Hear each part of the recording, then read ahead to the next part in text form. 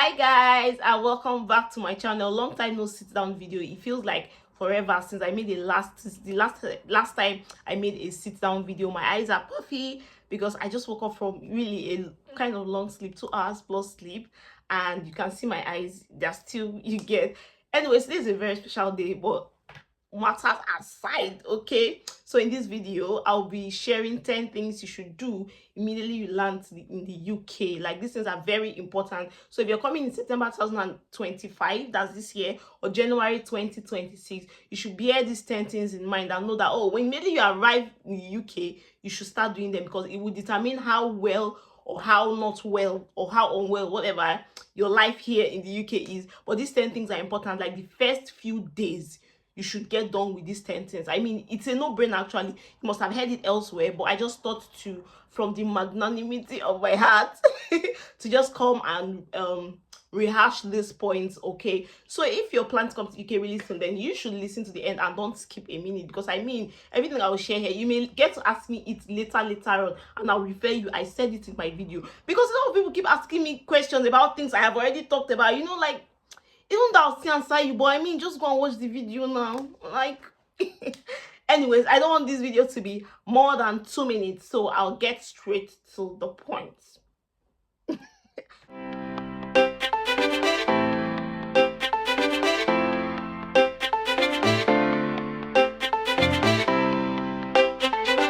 So what's the first thing? Yeah, so the first thing you do immediately you land in the UK, in fact, from home, from Nigeria, from where you're coming from, is to have all your documents accessible. So I'm not saying you should put all your documents in a file. That's beyond, where in 2025, I mean, that's beyond that. While it is important to have a physical copy of your document, always ensure you have a copy of all, not some, all your documents, from your CV, your birth certificate, your passport, your whatever. Have a copy on your phone, on your tablet, on your laptop. You also upload all of these documents I have mentioned on your Drive or iCloud, whatever it is. Just basically save it somewhere, upload it somewhere, just in case you misplace your laptop crashes, your phone crashes, whatever it is. And because the UK is a very fast-paced environment, you might just stroll to a random place and you see a vacancy. Probably you're not with your phone or something. How then would you get your CV? How then would you get your passport? How then would you access those important documents and submit immediately? Like I said, UK is a very fast-paced environment. They will not say, okay, let me run home and bring my CV and print it. And nobody's going to listen to you.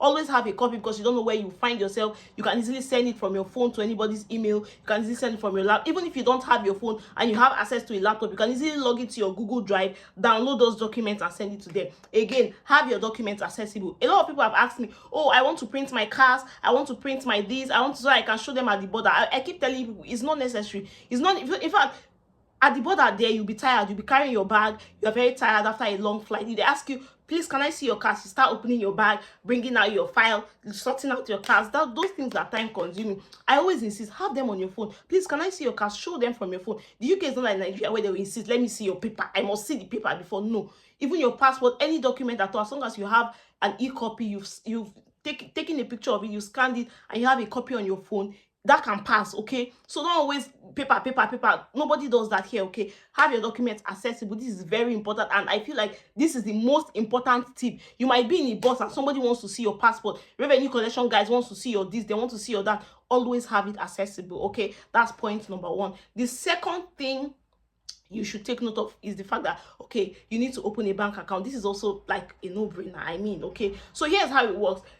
We have like physical banks and then the regular digital banks, just like we have OPay and PalmPay in Nigeria, okay? So here, the most popular digital bank is like Revolut and Monzo, okay? So the physical banks, the requirement to open a physical bank account is quite, let's say, technical somewhat, because they ask you for proof of address. So if you live in a student accommodation or in a shared apartment, most likely you don't even have a proof of address, because it's a bills inclusive stuff. You don't have any utility bill to present. So most times you usually tilt towards opening a digital bank immediately you come. Like I said, these are the things you should do first few days, first few weeks. So don't focus on opening a bank account with like a major bank for now. I'm not saying they are bad, they are not, they are very important, but digital banks are also faster because with your phone in 20 minutes, in 15 minutes, you have opened a bank account. So Revolut and Monzo, they are the most popular. Even up till now, I don't even have like a regular bank account. I use my digital bank account, and that's what I used to receive all my salaries. I've not had any issues with it. Even when the time I had 1 or 2 issues, I send them an email, they respond, and all of that. So it doesn't take so much time. Within 10 minutes, within 15 minutes, you've opened a digital bank account. So when you have settled in, maybe have a job, whatever, your school, you have sorted out every other thing, you can now do like a regular bank account, okay? Or else you want to do something, really technical, you can now open a regular bank account. Like I said, I still use my digital bank account, and there has been no issues so far. So when you start by opening a digital bank account, then later on you can now open like a regular bank account, okay? So like I said, Revolut and Monzo are the most popular. I have a Revolut. I still use a Revolut. I'll probably insert my referral link just in case you want to open a Revolut. You can use my link, of course. You get some bonus, and I think you get some bonus, and I get some bonus. I don't know, but Revolut is also, very good. What is the third thing you should do? The third thing is to sort out your SIM card, not your Nigerian SIM card. So you know that once you get to the airport, immediately the plane leaves. In fact, once you have sat on you're in Lagos airport, you have sat in the airplane, or Abuja airport, wherever, immediately the plane leaves, your network has gone. MTN is no more MTN. Like, there's no network, there's no internet, except you are roaming. I don't know how the roaming thing works, but there's no, your MTN, your Airtel, your Glo is no longer functional, is no longer useful. The only thing you'll be depending on is Wi-Fi. Luckily enough, the UK government, the UK parastatal, they are very magnanimous. Once you get to any UK airport, they give you 2 hours of free Wi-Fi. Well, I know for Manchester airport anyways, but I don't know for any other airport, but I think it's like standard procedure anyways. They give you 2 hours of free Wi-Fi. What that means is that within 2 hours you can use their Wi-Fi, log in, just register for free. After 2 hours, they'll not ask you to pay for it. So here's how it works. If you have a relative or a friend who's coming to pick you, that means they must have arrived before your plane arrives, or maybe within that time, which means you have time within 2 hours to meet them. So when it expires, you can always connect to their Wi-Fi and use it until you get to the house, and then you set up your new SIM card and all. And then the good thing is that if you register with VFS Lagos or Abuja, I think they give SIM cards. Yeah. So they must have likely given you a SIM card. So what you do is, immediately you get to the airport, if you are lucky to get a relative or anybody pick you, they take you to the accommodation. Once you get to the accommodation, register that SIM card, buy a plan if possible, or if they have a Wi-Fi, whatever, just register the SIM card and have your SIM card running, okay? I hear a lot of people say don't buy SIM cards from the airport, and I understand, because I mean, if you can get a SIM card for £10, £15 outside, at the airport it may be 2 or 3 times the amount. Everything wey concern airport, now prices will be tripled unnecessarily. So even if you don't have a SIM card, don't buy a SIM card at the airport. Manage the 2 hours they have given you, except maybe you don't have someone to come to pick you, and then there's no means of communication outside the SIM card, and here you don't have an option. That's when you can buy from the airport. But to be honest, I don't see a need, okay? Use that 2 hours, manage it, try to get to your destination. Someone is coming to pick you, they just come, you can use their phone within the period to communicate. Immediately you get to the house. In fact, this SIM card thing should be like the most important first thing. Immediately you get to the house, register your SIM card, because all your registration, all your form of communication will be your UK SIM card. Let me even add one tip. Once you have reached UK, anybody that say, please give me your phone number, don't give them your Nigerian number, because they don't see you, they don't take you seriously when you give them your Nigerian number for anything. The only reason you can give anybody your Nigerian number is maybe your fellow Nigerian, and maybe it's a very casual conversation. But once employers, or you're renting a house, or anything that is serious, you'll be shocked that because of your Nigerian number, they will not want to get back to you. Like, it sounds funny, but that's it. One time I was even communicating with the Nigerian, they're like, please chat me up with your UK number. Like, they look you, I don't understand. But once you have gotten to the UK, don't give anybody your Nigerian number again. Your communication, everything you should use your UK, except, of course, your fellow Nigerian, and on a very casual level, okay? Yeah. The fourth thing to bear in mind is to do your NIN registration. NIN is just basically like Nigerian National Insurance Number.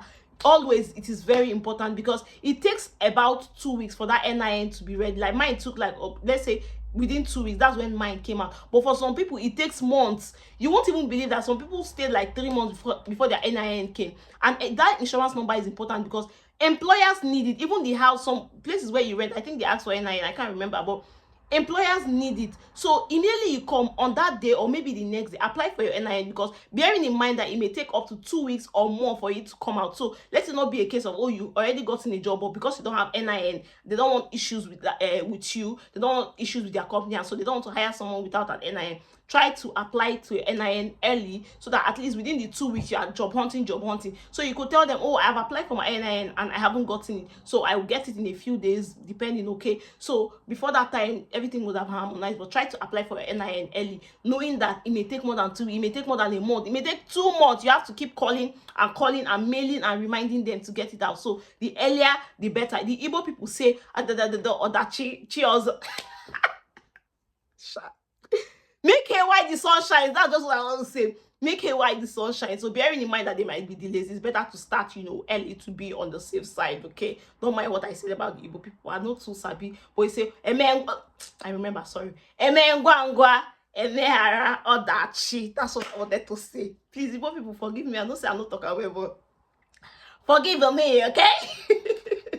The 5th thing on my list is your school registration, induction, orientation ceremony. You see, the first week of resumption, every school always have an induction, they always have orientation, they always have career fairs. These events are very, very, very, very important. See, they're as important as the job you are looking for. They're as important as the course you came to study. They're as important as your existence in the UK. But we try to overlook them because, you just came, you are doing this, you are doing that, you are doing that. I beg, induction, they never start class. Classes are not the major things. See, a lot of people have landed jobs, like life-changing jobs, by attending career fairs. During this orientation, usually employers come to the schools, they talk about different opportunities in their company for students. These employers even offer jobs. Sometimes they offer jobs on the spot. They tell you about opportunities. They teach you about how to apply to jobs. They teach you about how to revamp your CV. They teach you how to position yourself as an international student in the UK. Bearing the fact that most employers in the UK want a UK experience, and you're an international student, you've never lived in the UK, you're just a newcomer. How then do you get these career fairs, this induction, this orientation? They teach you all these things. Internship opportunities also come out during these events like this. Volunteering opportunities, where after volunteering you could get placement in good place. See, I missed my induction, and even up till now I still regret it, because number one, I came late. It's actually not my fault. But see, if you're resuming before your induction, try to attend your induction. If they say it's a 1 week long induction, attend everything, from the global village to the parties to the every single thing. Attend. I know you are carried away, or you just came, or everything is going on at once. Try to attend your school induction, because trust me, it will determine to a very large extent your stay, whether it is good, whether it is bad, it will also determine how fast you land your first job in the UK. Trust me, you will come back after watching this video, after attending your induction, you will come back and say, hey, thank you very much, because attend the induction, no, attend career fairs. Don't say I did not tell you. I'm not telling you now. Take it seriously, okay? Because I know people personally who have gotten jobs from attending school inductions, like no cap, okay?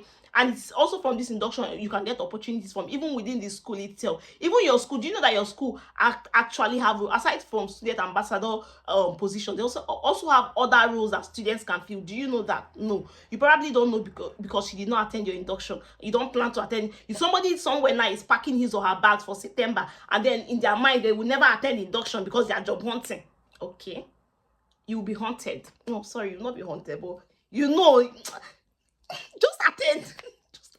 And on number 6, start applying to jobs early. So one thing I did when I came to the UK is that I started applying to jobs like 2 weeks later. Well, it's not my fault, to be honest, because when I came to the UK, I still had clients I was working with. I was pretty much busy with them, and at the point I wanted to discharge them, because this is a new era, this is a new phase. I'm not sure, I really wanted to try something new. I just basically was still working with them, and wanted to slowly discharge them, tell them, oh, I'm now studying now, I want to transition, basically. So if you come to the UK, the job market is crazy. It is this is not to scare you, but there are jobs. If you go to Indeed, you see 1,001. By the way, I'll do another video on where to find jobs anyways. But if you go to Indeed, you go online, you see 1,001. There are jobs. But getting this job is the issue. That is why you need to start early to start applying to these jobs. Don't be like me. I started applying 2 weeks later, and after applying for 1 week back to back, and even unfortunately, a lot of people say, oh, they were getting lots of, even the unfortunately, I did not even see no response. It was, I think, 2 weeks later I started getting response. Unfortunately, I was like, oh. So this is how it was. I was quite confident. I was so confident that I will apply and I'll get a response. What's there? Now when it clear before I do me like film. So as you're doing your school registration, as you are doing your NIN, you're opening your bank account, trying to sort your accommodation, trying to do this, keep applying. Dedicate some time, keep applying on the first day if possible, second day, third, just keep applying, okay? Start early, the earlier the better. You see that adage I insert it, that adage I did the first time, insert it. Start applying to your jobs early to increase your chances. At least if you're coming before school resumption, you're even lucky, because once you start applying, at least you can increase your chances, okay? It doesn't mean that, oh, you apply early, you get a job early. That's not what it means, but at least, you know, it's better to try in it. Okay. And on number 7, yeah, I think register with a general practitioner. Now this is really very important, because for someone like me, I'm very lackadaisical with some things. Don't blame me, don't be saying don't blame, don't mind me. So it was just like 2 weeks ago I registered with the general practitioner. I've not even read, I just sent in my details, and they told me it's going to take 4 weeks. Imagine a registration, you want to register, and the registration will take 4 whole weeks. That's why you should start early. Don't be like me. So basically, a particular job I was applying to asked me to submit my GP details, which I don't have because I never registered for any GP. So it was on that day I was filling the form. I just went to the GP, went online, did my registration and everything. That was when, and I'm asking them, please, I need my GP details. They're like, it will take 4 weeks. I had to reach out to the employer to say, please, I've done my paperwork and everything, but they said it would take 4 weeks. Okay, no problem, whenever it is ready.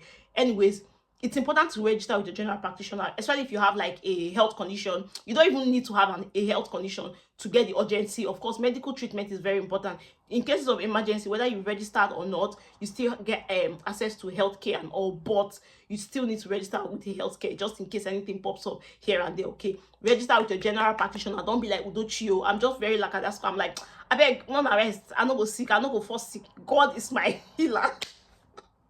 You get, well, register with a general practitioner because it is important. Like I said, the job I applied to ask for that detail. You could apply to certain jobs and they ask for your GP details. Don't be like me who now give excuses and excuses. Clear that out of the way so that by tomorrow or next week or 3 weeks ago, 3 weeks, in 3 weeks when you apply to certain jobs, you will not keep going back and forth. You get, if you understand what I mean. Next thing is number 8, Abby. Number 8. On my number 8 is register with an agency. Hey God, see, I will do another proper detailed video on the pros and cons of registering with an agency, but just know that agencies are lifesavers. We have cleaning agency, warehouse agency, teaching agency, any sort of agency in your area. Find them, create a CV that suits the particular job or whatever it is they do. Register with those agencies. Agencies are lifesavers. You see this job hunting, your job agencies will cut your job hunting spree. It will cut you the stress into half. I know how many times my teaching agency have called me like during this summer, please, are you able to work in so and so school for so and so day? They tell you, okay, from between September to July next year, are you able to work in this particular school? And I know how many times they've reached out to me for certain jobs, even via email. They have an opening. So like basically agencies will cut your job search by half. Like if you register with an agency that always have jobs, you don't need to keep applying and applying. Now then they call you. Like the different agencies will be calling you, please, are you available for work? Are you available for work? Like I said, I'm going to do a detailed video on the importance of joining an agency. But just know that when you come to the UK, if you're coming to Leeds, for instance, you just type agencies in Leeds or say teaching agencies in Leeds. Google will give you a rundown of different agencies that are in Leeds. You say warehouse agencies in Leeds, it will give you a rundown of different agencies. The same thing as cleaning agencies, you will see a rundown of, there are so many agencies here. Now when you go to the these agencies, go to their site, go to their contact page, contact them via email. Don't call them.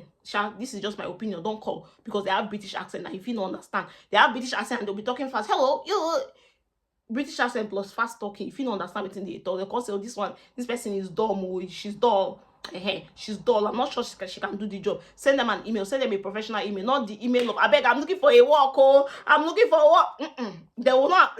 British, you will come and see for yourself. British people are very serious. They take certain things seriously. Okay, so send them a professional email. Tell them, oh, you're a student. You have 20 hours to work. You're capable of. You are experienced. Then after, just basically something like that looks like a cover letter, and then you attach your CV to that email. Now if they go through your CV and they say, okay, this person has experience, they'll contact you. Like I said, they will contact, except you sent that email to the wrong address. But if they check your CV, you have the requisite experience, they would contact you. So cut that your job search. You see that your job search here, indeed, this, here. Register with different agencies, contact them via their contact page. Like I said, it's better to send an email than to give them a call, because most likely you may not understand what they are saying, and they may not even understand what you are saying, okay? Because you have Nigerian accent, you don't have British accent, they may not understand you, and that's it. Just send them an email, a professional email, like a graduate that you are, like an educated person that you are, and trust me, fingers crossed, they will respond to you. So now that you have registered with an agency, what are the other, I think this, I said number 8,